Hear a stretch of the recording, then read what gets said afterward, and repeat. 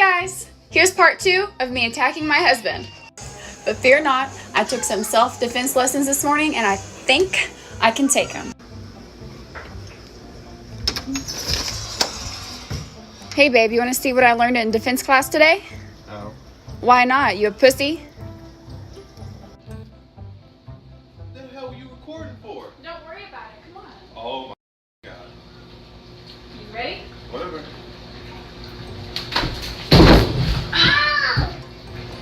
You gonna get my money back. Ouch! Well, that's one bruise. The far-left culture has produced a generation of women whose anger and resentment toward men and marriage precludes them from not only having a sense of humor but also acquiring any critical thinking skills.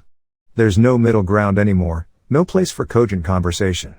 It's just hate. With so many women conditioned to believe that women are irreproachable and men are toxic, the future of marriage and family is bleak. Some women will learn, down the road, that they've been fed a mountain of lies. They are in desperate need of a new relationship roadmap, one that works and that welcomes understanding of the very real and very deep biological differences between the sexes. In this tyrannical patriarchy, of course, who's at the top? Men. Some men. White men. Well, that's White, another rich, thing. It's like, Anglo-Saxon men.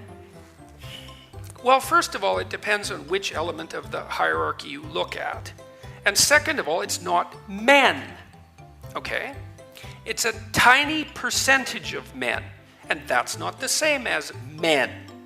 Because most men aren't at the top. In fact, if you look at people who are truly at the bottom, most of them are men. So it's a small proportion of men. And then it's a very arbitrary slice.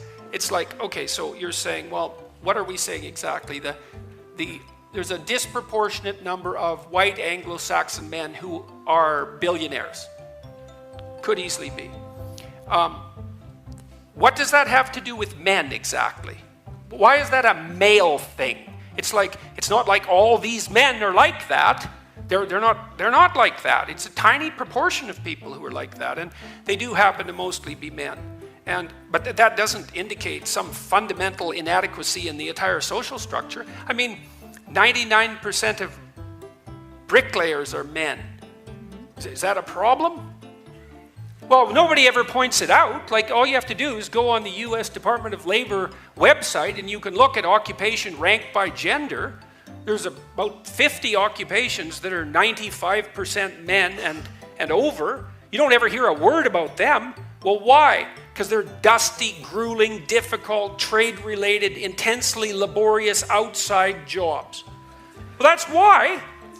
So, and why aren't we struggling for equality, gender equality among bricklayers?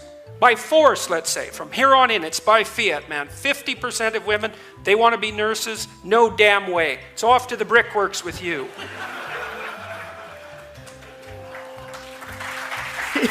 Can you say speechless, anyone? Others leave perfectly good husbands and glorify their decision, convinced that men are nothing but Neanderthals. In truth, these women simply never learned how to love and to bring out the best in men.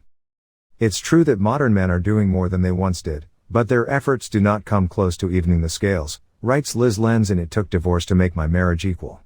When they do chip in, they expect not just credit but lavish praise. Len should read the wildly successful book, How to Win Friends and Influence People, by Dale Carnegie.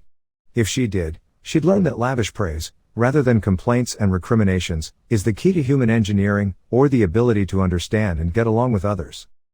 Indeed, lasting love requires a dramatically different understanding of men and women, not to mention empathy toward men, which at the moment is non-existent.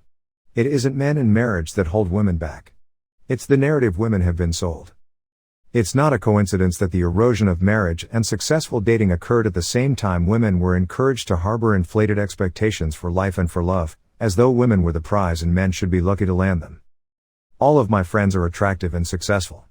Almost every single one of them has an issue with men, said commentator Tony Lahren in a recent video. If all of these women, including myself, are having issues, then I have to think it might not be us. It might be you. It might be men. That's what woke women think, too. They're wrong. of our viewers know what patriarchy means. It is a word created Just because by about 3 you radical don't know what it feminists. means, doesn't Nobody mean I knows can't what it use means. it. What does patriarchy mean? Well, it means a society where men are basically in charge. Right, says Says Emily Ratajkowski. right, in a country, right, she was born in London, says a country right now where literally the 6 most powerful people are women. And also, I'd like to say her. It's the matriarchy. It is. We're living in a matriarchy. Anyway, I'm very glad that monetizing, what did you say? Monetizing the objectification of women. Monetizing the objectification of women is now the embodiment of feminist empowerment. I think what a wonderful place You know we've what? reached for women. It's not.